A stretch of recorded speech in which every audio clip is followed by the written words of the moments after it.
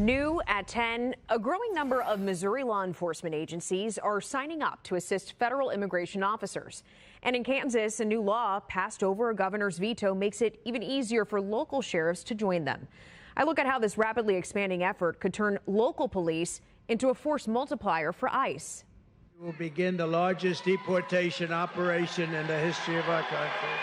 The president's promise to deport millions relies on a force bigger than ICE. The only way they can do that is by tapping into local police forces. Micah Kubik, executive director of the ACLU of Kansas, is talking about the highly debated 287G program. We are still a nation of immigrants, but we are also a nation of laws.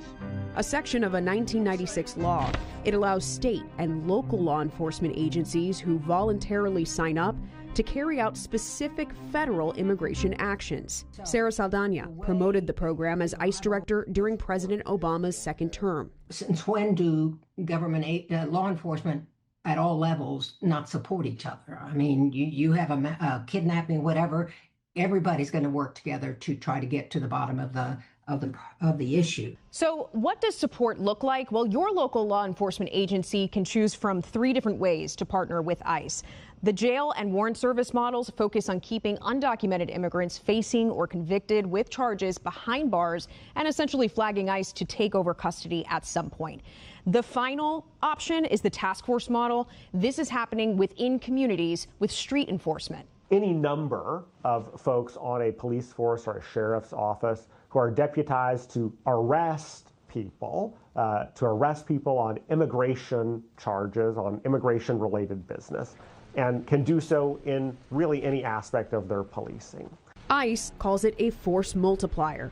Critics say it's problematic. There were so many violations of people's constitutional and civil rights that happened that they shut down that model entirely. The Trump administration brought it back and is now paying agencies to join it.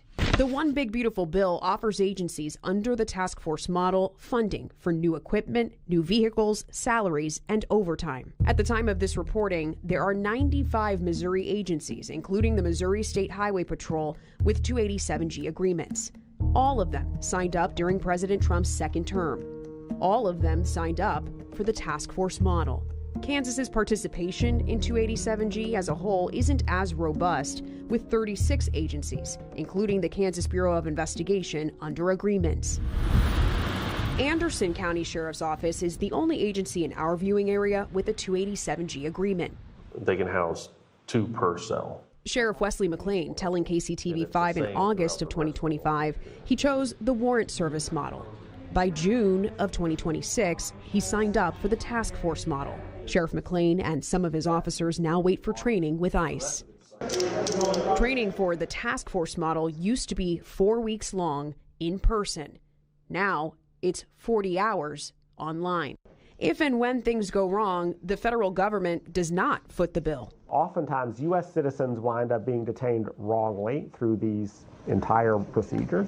It's the local taxpayers who pay those bills. It exposes agencies to more liability. This administration is showing very little regard for the Constitution, for that matter. I mean, with respect to how they go about enforcing the law, so I can understand why you wouldn't do it. Whether 287G delivers on its promise or creates new problems may depend on what happens in the next few months, as agencies like Anderson County Sheriff's Office finish their training.